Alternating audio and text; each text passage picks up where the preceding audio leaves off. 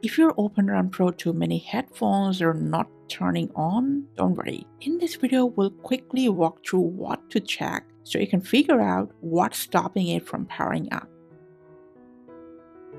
Alright, so if you're trying to turn it on for the first time, we all make this mistake.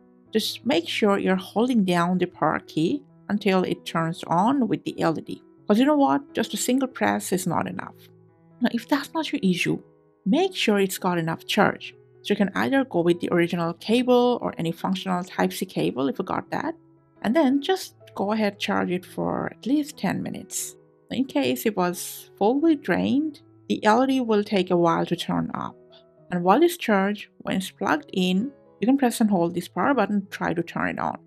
And if there is no serious problem, your OpenRun Pro 2 mini headphones will turn on without any problem. Thanks for watching.